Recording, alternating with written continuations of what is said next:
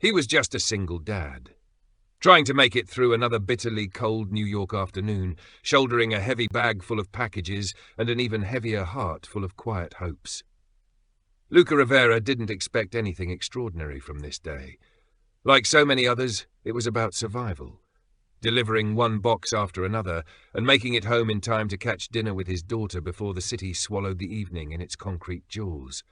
But sometimes, fate isn't loud. Sometimes it speaks in whispers, and sometimes someone's watching when you least expect it.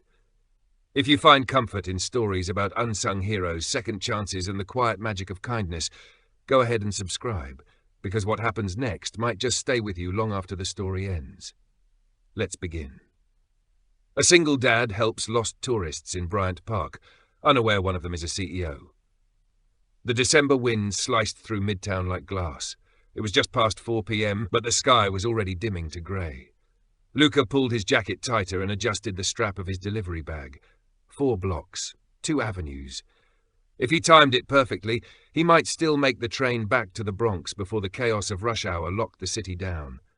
Emily, his daughter, never complained when he was late, but he could always see it. The soft slump of her shoulders, the quiet dinner, that little voice saying, "It's okay, Dad, I know you're busy." And somehow, that made it hurt more. So he picked up the pace, weaving through crowds like a thread through fabric. But just as he passed Bryant Park, something made him stop. A strange mix of voices, high, panicked, confused, rippled through the cold air. He turned his head. About a dozen tourists were huddled near a lamppost, coats bundled, maps waving, phones out. One woman with a stroller looked on the verge of tears. 2 elderly men argued, one in Mandarin, the other in German. A young guide in a blue jacket stood in the center, holding a sign that read NYC Walking Tour Multilingual Available. Except, clearly, the poor guy didn't speak any of the languages around him. Luca could have walked on. He should have walked on, but something inside him wouldn't let him. Without thinking, he stepped forward. "Señor, necesita ayuda?" he asked softly, turning toward the couple who looked the most lost. Their faces lit up, Spanish. He gave them a reassuring nod and a gentle smile. Then he switched to German. The older man blinked in surprise. Then came the Mandarin. Luca bowed slightly, speaking slowly, respectfully. Heads turned. A woman laughed, clapping her hands in relief. A child whispered, "Mommy, he's like a wizard."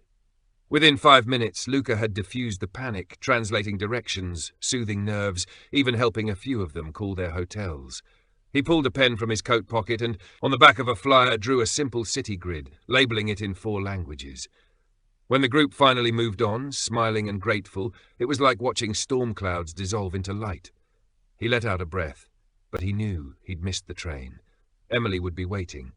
He turned to go, and that's when he saw her. She hadn't said a word during the chaos, just stood quietly, wrapped in a navy wool coat with gold buttons, a cashmere scarf tucked under her chin, oversized sunglasses hiding her eyes even though the sun had long set. Now she stepped forward. "That was remarkable," she said, her voice calm, elegant, and unmistakably impressed. Luca froze. There was something about her, the stillness she carried, the way her presence filled space without demanding it. He offered a modest shrug. "I just happened to know the right words." She tilted her head. "Most people barely know 1 language. You just spoke what, 5? 6? 8, he admitted, instantly regretting it. He hadn't meant to sound proud. 8, she repeated softly. "And you're a delivery driver?" He nodded. "Among other things." "What's your name?" she asked. He hesitated, wary of giving too much. "Luca." She extended a gloved hand. "CL." They shook. Her grip was firm but gentle. "Well, Luca," she said with a thoughtful pause, "that's the most impressive thing I've seen all week, maybe all year." Before he could reply, a sleek black car glided up to the curb. The driver stepped out silently and opened the door. Of course, she was someone. He should have known. That coat alone probably cost more than his month's rent. But just as she was about to get in, she turned. "You know," she said, eyes hidden but voice sincere, "most people would have just walked by." "I almost did," Luca said. She smiled, just barely, and then she was gone. Back home in the Bronx, the apartment was warm but worn. Luca stepped inside just before 6. Emily was curled up on the couch, reading The Little Prince. When she saw him, her face lit up like the moon. "Sorry I'm late," he said, setting down his bag. "Got caught up helping some tourists." She grinned. "Did you use all your magic words again?" He chuckled. "Some of them." That night, over macaroni and cheese, she told him about a girl in school who loved drawing galaxies too. Luca listened, laughed where she wanted him to, nodded where it mattered. She didn't ask why he was late.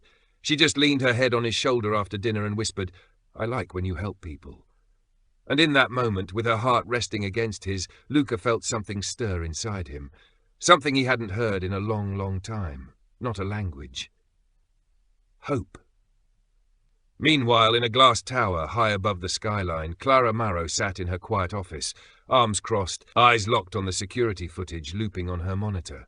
She had barely touched her quarterly reports. On screen was the man from Bryant Park, wind in his hair, coat faded, calmly creating order from chaos. Watching him, something shifted in her. "What do you want me to do with this guy?" asked Jules, her assistant, standing in the doorway. Without turning away, she said, "Find him."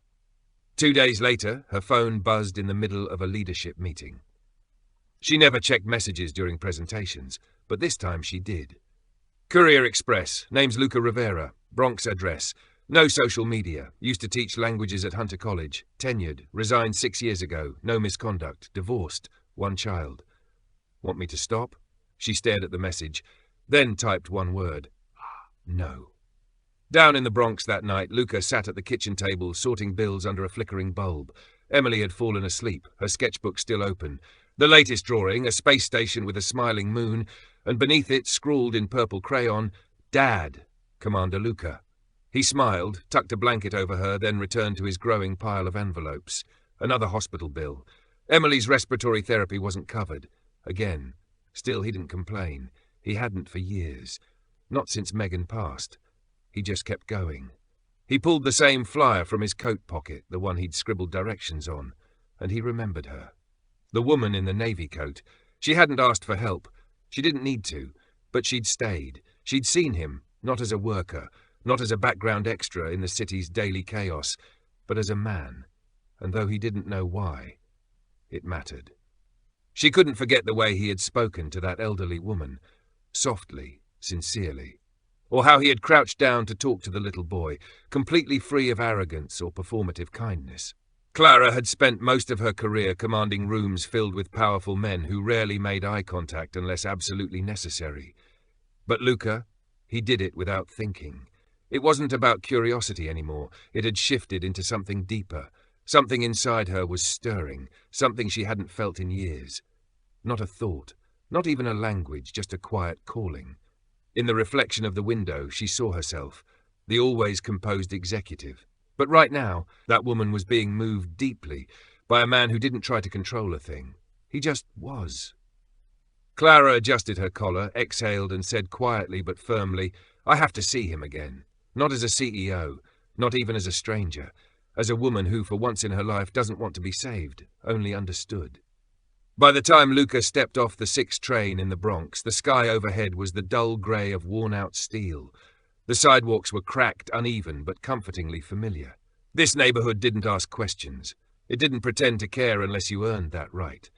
Luca liked that. He liked the quiet, the anonymity. He pushed open the creaky iron gate to the weathered red brick building and jogged up the stairs 2 at a time. The apartment he shared with Emily for the past 6 years smelled faintly of laundry detergent and pencil shavings, a strange but soothing blend. He dropped his bag by the door. "Mitch," he called, smiling.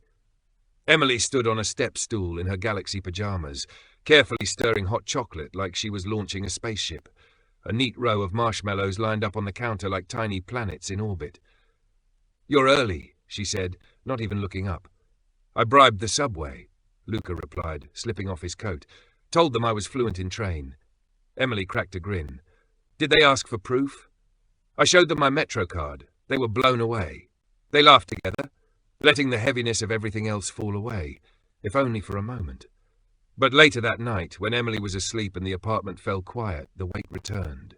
Luca sat on the couch, an envelope in his hand, pale blue, stamped with a hospital logo, the kind that always made his stomach twist. Another denial. 3rd appeal. 3rd rejection. Without the supplemental oxygen therapy, managing Emily's condition would only get harder.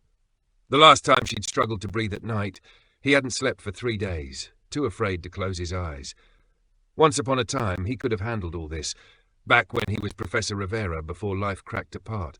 He opened a drawer and pulled out an old file, Hunter College termination appeal. No scandal, no misconduct, just absence. When Megan got her diagnosis, he'd asked for a semester off. They gave it. When her condition worsened faster than anyone expected, he asked for more time. That request came with strings attached.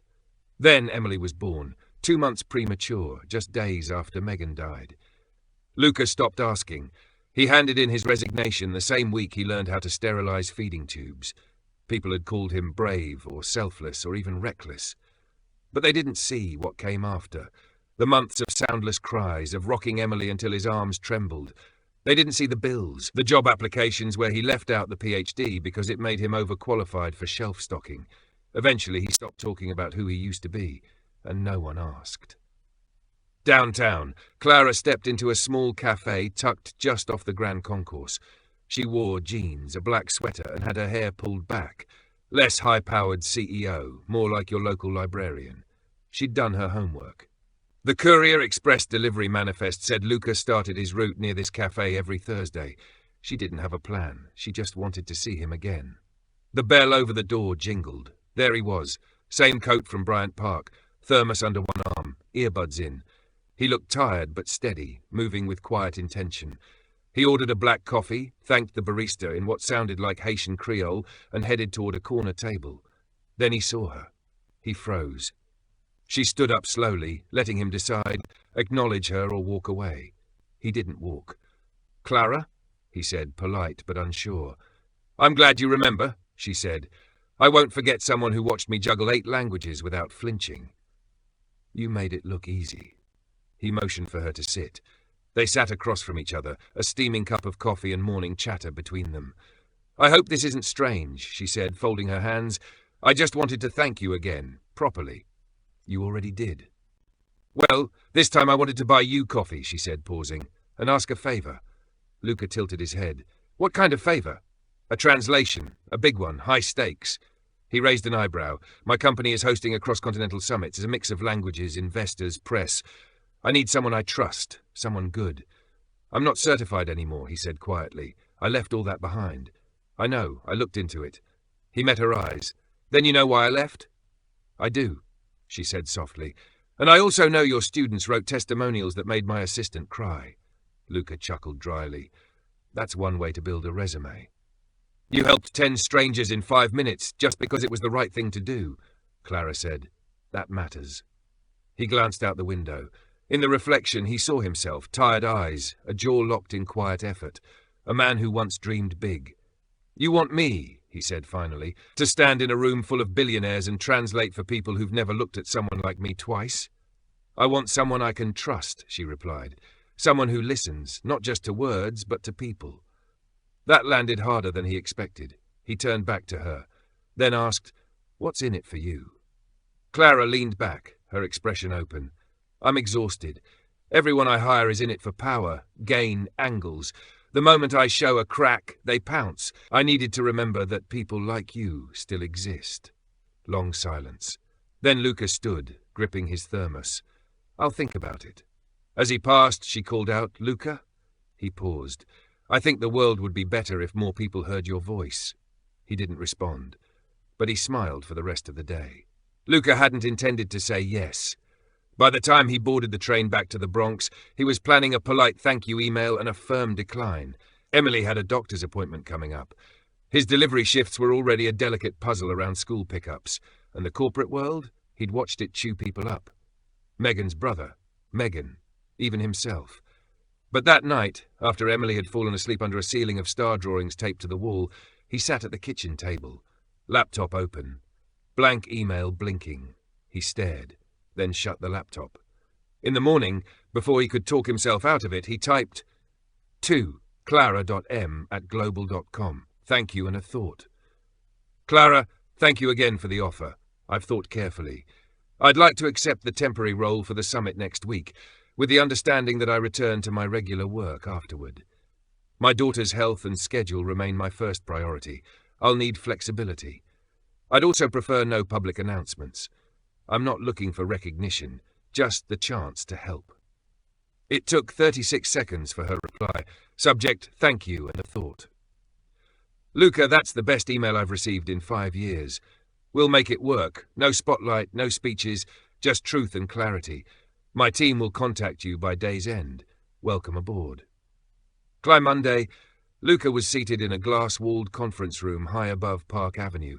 He wore a blazer he hadn't touched since Megan's memorial, and shoes too stiff for a man used to running on cracked sidewalks. But what rattled him most wasn't the luxury. It was how natural it felt to be back. People glanced his way with curiosity. Clara walked beside him like it was the most normal thing in the world. She introduced him with quiet confidence. Our cross-cultural consultant. No one questioned her. He noticed something different in her, too. Softer around the edges, still razor-sharp, but lighter somehow. She smiled more, trusted more. By Wednesday, they'd run through emergency Q&A scenarios, practiced switching languages mid-sentence, and built note cards for worst-case situations. Luca knew 4 of the languages fluently. The others came back like old songs. What surprised him most? He enjoyed it. Late one evening, after the final run-through, Clara offered him a ride home. "I can take the train," he said, hesitant. "I already made the offer," she said, unlocking the car. They drove in quiet. New York blurred past, alive and hungry. Crossing the Harlem River, Clara asked, "Do you ever miss it?" "The university?" he asked. She nodded. "Some days," he said, "but not what it became, or what it cost." Then she asked, "And what about what you became?" That one hit harder than expected. "I became a father," Luca said softly. "Everything else is optional." She sat with that for a moment. Then she spoke. "My father used to say being a parent is the highest form of translation. You take the chaos of life and make it understandable for someone small." Luca wasn't too worried about English. Ironically, it was the one language most often twisted and drained of meaning in sleek corporate boardrooms. But today he might need to reach into his mental vault for French, Mandarin, Spanish, Russian, Arabic, or Japanese. Behind him, Clara approached, her sharp charcoal grey suit, looking tailored enough to cut glass. Her hair was pulled back with exact precision, the image of control. But her eyes, those were softer, gentler than the polished smile on the welcome banners with her face blown up to billboard size. "You okay?" she asked quietly. "Ask me again in 3 hours," Luca replied with a tight smile. She chuckled lightly. "You've done harder things. You once navigated directions to a falafel stand in 8 languages on a busy street corner." "That was easier," he muttered. "The falafel had a map." "Today," she said softly, her voice steady, "you are the map." Luca inhaled deeply and let the breath settle him. The morning unfolded with precision. Executives, investors, and international partners flowed into the space like clockwork, exchanging carefully crafted greetings in a dozen languages. Clara introduced each speaker with seamless professionalism, her voice calm and commanding. But when nuances were lost, when a turn of phrase risked offense or confusion, it was Luca who quietly stepped in. He became the bridge. In Mandarin, he adjusted a phrase that risked sounding like a legal threat. In French, he softened a line that brushed too close to arrogance. In Russian, he reworded a joke that, if mistranslated, could have seemed cruel. By midday, the buzz in the room had changed. Curiosity had shifted into a quiet, collective awe. Clara watched from the edge of the stage, aware that her decision to bring Luca in hadn't been popular, especially after last year's disaster with Roman Greaves. Some of the board had second-guessed her again, but what she was seeing wasn't just translation, it was connection. People weren't just understanding each other, they were listening. Deals were forming that couldn't have emerged through robotic interpretation, and they were listening because of Luca. During a brief break before the keynote, Clara found him alone backstage, sipping from a bottle of water, his tie loosened just slightly. "You're doing better than perfect," she said. He wiped his brow. "They don't cover this part in any textbook." "No," she agreed. "They don't teach how to feel what someone's really saying. That's what you do." He gave a small shrug, but there was a glint in his eyes now, pride he wasn't hiding. Then Clara's voice lowered. "There's one last segment. I didn't warn you. He raised an eyebrow. Is this an ambush? Not quite. We've invited 3 refugee entrepreneurs, one from Syria, one from Côte d'Ivoire, one from northern China. They'll share their startup visions in their native languages. Luca straightened slightly. Who's translating for them? You, she said. Liv. His jaw clenched, not in fear but concentration. Simultaneous? She nodded. We want to show what true accessibility can look like. Real people, real voices, no polishing. He gave a single nod. 5 minutes. From his blazer he pulled out a slim black notebook. Not a phone, not a tablet. Just pages full of handwritten notes, sketches of languages and structures. Clara watched, transfixed, as he whispered syllables under his breath, mentally tightening his phrasing. This wasn't rehearsal. This was communion. When the 3 refugee speakers took the stage, the audience, immaculately dressed in tailored suits and skeptical smiles, sat politely but cautiously. They were used to numbers, forecasts, slides, not raw voices and hope. Then the Syrian woman spoke. Her voice trembled slightly at first, and Luca, just off stage with a microphone, began. He matched her cadence, his voice calm and reverent. When she spoke of building mobile medical units for war-ravaged areas, his translation carried her dream like sacred glass, fragile but luminous. Next, the man from Côte d'Ivoire described his plan for solar-powered internet hubs in rural schools. Luca's voice warmed, lifting the words like light reflecting off rooftops far from here. Finally, the woman from China shared her vision, transforming discarded textiles into modular, reusable housing panels. Luca's tone was solid, steady, as though he were laying the panels himself, brick by translated brick. The room sat motionless, not frozen, but united, listening, breathing together. When the final word was spoken, the silence that followed was so thick it felt physical. Then came the applause. Not polite, not obligatory, real. Later, as the event buzzed with a rare kind of energy, people mingled in the lounge with a sense of genuine connection, not corporate necessity. On the rooftop terrace, Clara found Luca again. The city pulsed beneath them, streetlights flickering like Morse code signals. I should have warned you, she said.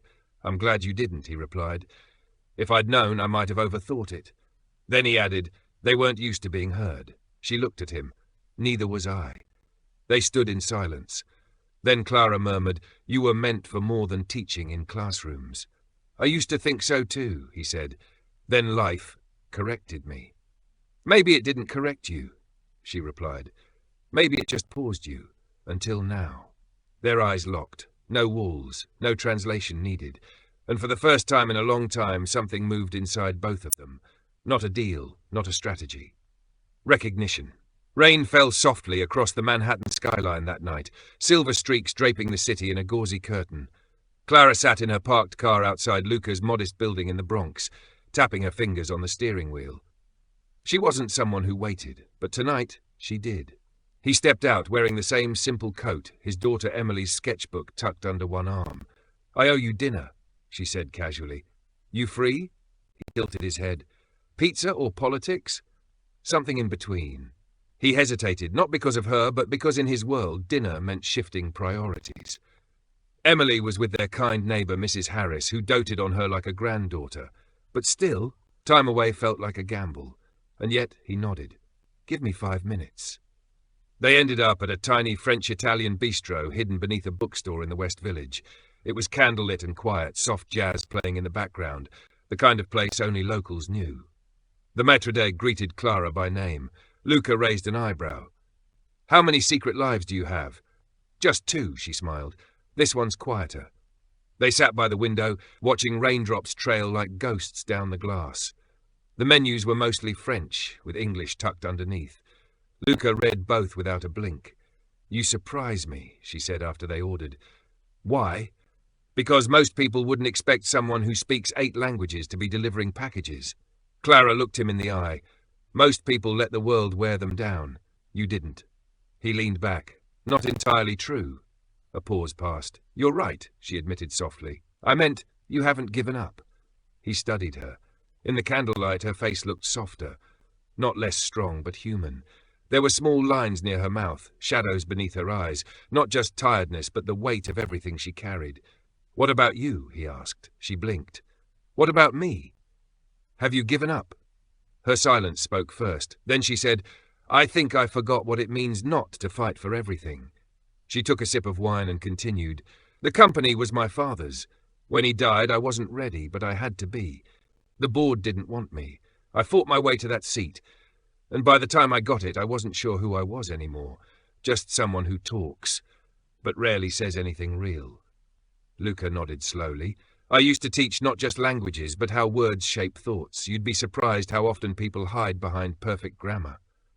Are you accusing me of elegant evasion? Let's call it polished armor. They both smiled. Dinner came, pasta, sea bass, warm bread, the kind of food that didn't need a translator. Halfway through the meal, Clara set down her fork. Can I ask you something personal? Depends how dangerous. Your wife. What happened? Luca exhaled, not with hesitation, but with readiness. She was a cellist, lived off cheap instruments and passion. We met at a language exchange I hosted. She didn't know Spanish, I didn't know music, so we traded, one phrase for one note. That's beautiful, Clara whispered. It was. Then he added quietly, she got sick, glioblastoma. No warning. Emily was born during her final month. Megan never got to hold her. The table stilled. I left the university to care for both of them. Lost tenure, lost money, but never lost her. Sometimes when Emily laughs, it sounds like Megan waking up. Clara's hands folded in her lap. I'm so sorry. Don't be, he said. Some people get decades. We got 4 years and forever. As they stepped out into the rain, Luca offered her his scarf. You don't have to, she said. I want to. And in that moment, something shifted. Not romance, though it might be close. Not sympathy, though it was present too. It was understanding. Two people fluent in pain, choosing kindness anyway. High above Central Park, Clara stood at her apartment window, a glass of water in hand. The skyline shimmered like a galaxy drawn too close. She thought of Luca, not just what he said, but how. He didn't just speak languages. He understood silence in all of them. She opened her laptop, pulled up her summit notes, and typed one sentence at the top of the recap. Kindness isn't soft, it's fluent.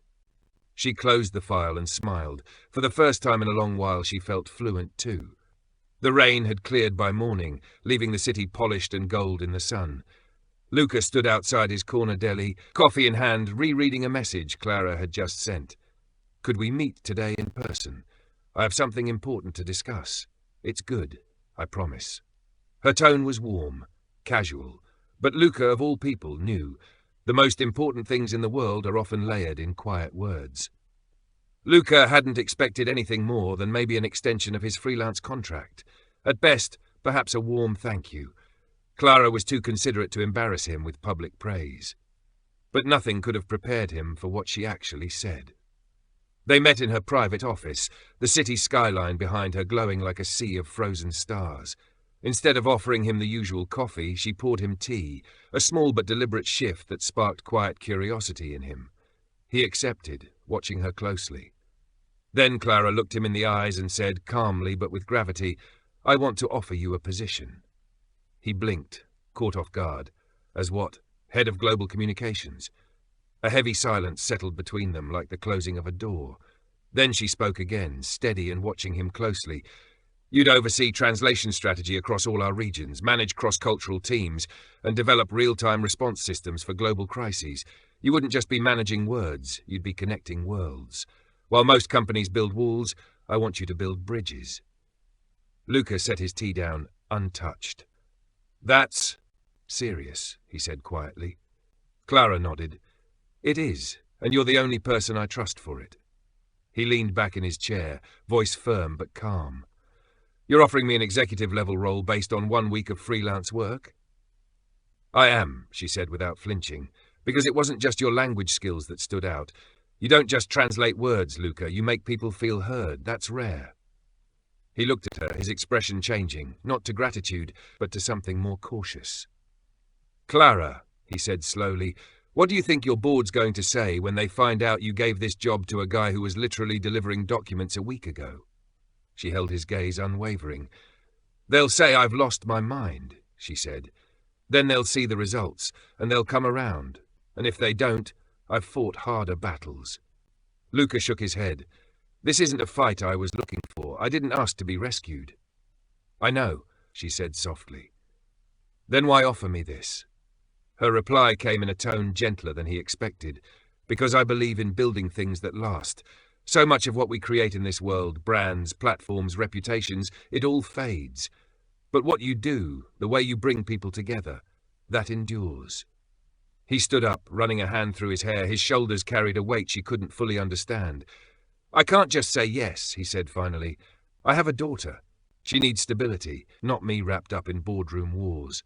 Clara stood too, but she didn't close the distance between them. She understood the importance of space. I'm not asking for an answer today, she said. Just don't say no because you're scared. I'm not afraid, he replied, but they both knew that wasn't entirely true. That evening, Luca sat on a bench in the park across from their apartment. Emily was swinging high, her braid flapping behind her like a ribbon in the wind. Guess what, Dad? She yelled midair. Mrs. Harris says I can be an artist and a scientist, he smiled. Mrs. Harris sounds like a very wise woman. She slowed down, dragging her sneakers through the mulch. You okay? You've got your serious math face on, he chuckled. That obvious? Totally. He debated whether to tell her. Then he did. There's a job offer, a big one, something I never thought I'd be considered for again. Her eyes lit up. Like teaching again? Kind of. Bigger, though. A lot more responsibility. Probably more time away. Emily tilted her head. Would you still take me to school? He hesitated. I'd try, but maybe not every day. She was quiet for a moment. Then she asked, would it make you happy? That question hit him harder than any financial or professional consideration. I don't know, he admitted. She jumped off the swing and walked over, slipping her small hand into his. I think you should do the thing that makes your voice come back. He looked down. What do you mean? You sound different when you talk about translation stuff, she said. Like you're flying inside. I like that voice. His throat tightened. He didn't respond. He couldn't. At the Marrow Tower, Clara stood alone by the floor-to-ceiling windows of the boardroom, watching the city lights shimmer. She kept replaying their conversation. She had never seen someone turn away from opportunity with such quiet conviction and such visible pain. She respected it. She also feared what it meant. Marcus Dequa, a board member known for his razor-sharp smiles and colder instincts, had been watching her closely since the summit. He'd already started murmuring about favoritism and unconventional hiring. She was sure he had surveillance footage, her and Luca having dinner, maybe laughing too freely. He hadn't used it yet, but he would. Still, she had made her choice. Not because of emotion, not even because of loyalty. Because Luca Rivera wasn't a risk. He was the missing future her company didn't yet know it needed. And Clara was done leading from a place of fear. She opened her laptop and began to type. Subject, no pressure, but still hope. I meant what I said. Think about the job. Think about what your voice does to people. Not just your words, but the way you show up. Whatever your answer is, I'll respect it. But know this, I didn't offer you the role out of pity. I offered it because you reminded me who I was before I started performing. Clara, she hit send, then turned toward the storm she knew was coming. The next morning, Lucas stood at the kitchen sink rinsing Emily's cereal bowl, the radio murmuring quietly behind him. Clara's email was still open on his phone, still fresh in his mind. It didn't surprise him because of what she said. It surprised him because of how it made him feel. Seen, respected, terrified. For 6 years, he'd carefully stayed small. After Megan's illness, after everything ambition had cost him, time, sanity, his daughter's giggles, he'd promised himself never to dream big again. But here it was again. Ambition, knocking. Softer this time, but persistent. Emily wandered in, rubbing her eyes. Is there school today? He smiled. Nope, it's Saturday. You're off the hook. She nodded, then noticed the tension in his face. Still the big job? Yeah, still thinking. She sat at the table, swinging her legs.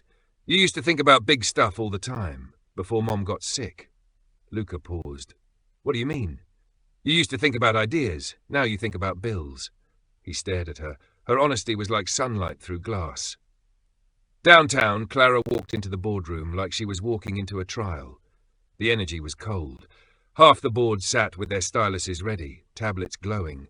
Marcus leaned back in his chair with the confidence of a man ready to strike. Morning, Clara said as she took her seat. No one returned the greeting. He went first. I understand you offered a high-level executive role to a consultant with no board approval or formal process. Clara kept her hands folded. I've extended a provisional offer for head of global communications to Luca Rivera, based on his exceptional performance, multilingual fluency, and proven crisis communication. Marcus smirked. So we're promoting vendors now, or just the ones who join you for dinner? The words hit like a slap. Clara's back straightened. Her voice remained calm. Are you accusing me of misconduct? I'm asking whether your judgment is compromised. There it was. She waited a beat. Then, Mr. Rivera is a widowed father I met after he helped a group of international tourists during a public incident. I asked him to consult. He exceeded expectations. Marcus pressed a button. A screen lit up with footage. Clara and Luca leaving a bistro, laughing. Him offering his scarf. Her taking it. This, he said, suggests personal bias. Clara didn't look at the screen. She looked directly at Marcus. You're using moments of human decency to question professional integrity. That says more about you than it does about me. Murmurs stirred around the table. Kenji Watanabe, an older board member, cleared his throat. I was at that summit, he said. I watched Rivera unify the room in a way no one else could. Are we really punishing someone for being human? Marcus didn't speak. If you want to vote, Clara said, go ahead, but let the record show we're choosing image over substance, fear over innovation. Silence. Then Kenji said, I support the hire. One by one, heads began to nod. Only Marcus remained still. Luca didn't hear about the confrontation until Clara called him that evening. Her voice was tired, but steady. You were right, she said. They questioned everything. Your resume, my intentions, even our dinner. He exhaled. I'm sorry. Don't be. I stood my ground. She paused. I meant it, Luca. I offered you that role because you changed how we communicate with clients, with each other. That's leadership. Another pause. But I'll understand if it's too much. He looked out the window. Emily was outside drawing on the sidewalk. A rocket ship, 2 stick figures holding hands, and a big yellow sun. No, he said. It's not too much. It's just not simple. I never said it would be, she replied. He smiled. Then maybe it's worth it. That night, Emily climbed into his bed, curling up beside him like she hadn't in years. Can I tell you something? She whispered. Always. I think that Lady Clara, she makes you sound different. How so? You don't sound tired when you talk about her. Luca didn't answer right away, but inside, something shifted. Something opened. He didn't know what lay ahead. Corporate politics, pressure, the balancing act of fatherhood and ambition. But for the first time in years, the part of him that once dreamed, the teacher, the connector, the man who loved complexity, was waking up, not to prove anything, but to build something new, for himself, and for every voice still waiting to be heard. He adjusted the mic, took a breath, and began. My name is Luca Rivera. I'm not a corporate executive. I don't have a shiny resume or a name that opens doors. I'm a widower. I'm a father.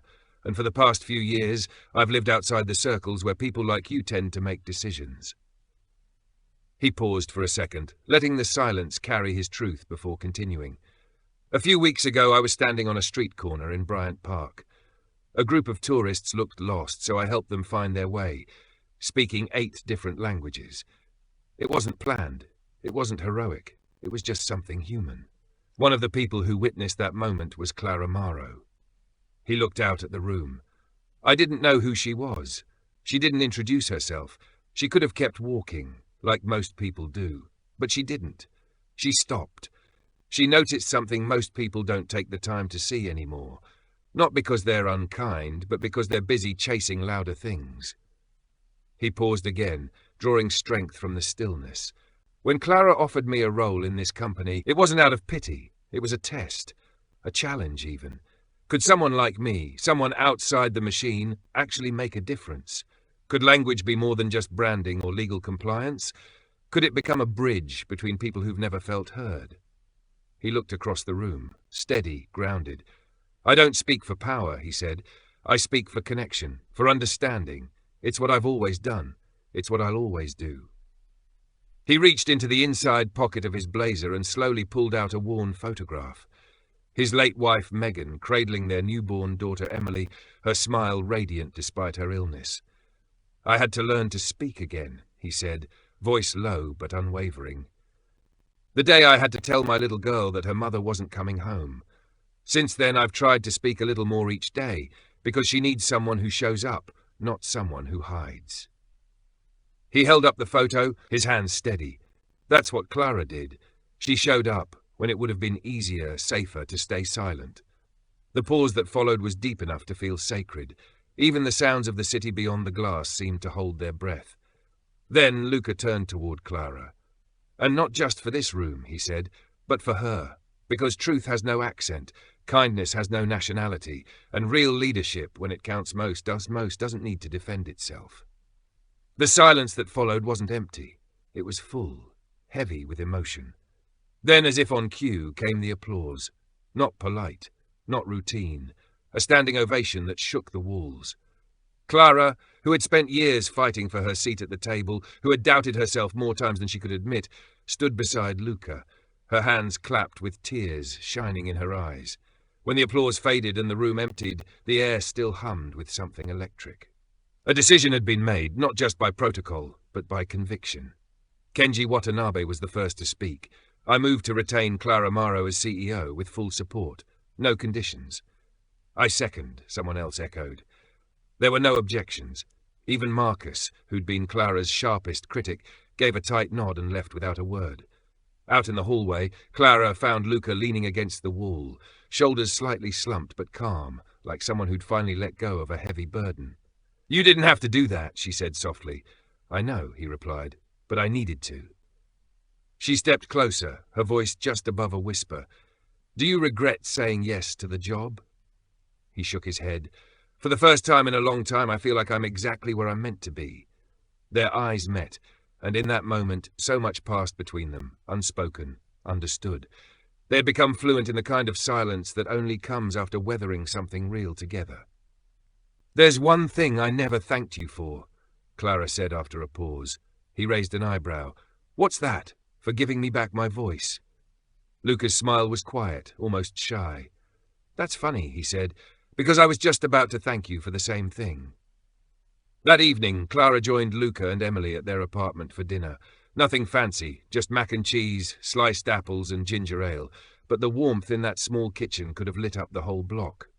Emily, animated and bright, showed Clara her chalk drawings, explained how cartoon rocket boosters worked, and asked how many languages Clara could speak. "Only 3, Clara admitted. "That's okay," Emily beamed. "Dad says the best language is the one people feel safe in." Clara looked at Luca, her heart full. "I think he's right."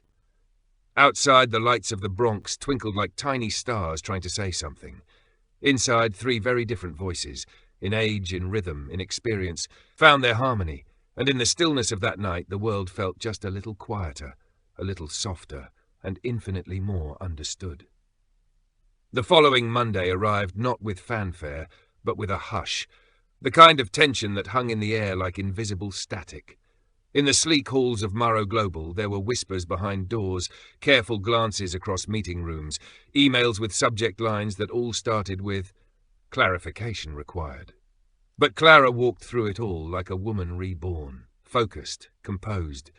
Her heels tapped out a steady rhythm on the marble floor as she made her way to the executive conference room, where one last discussion waited.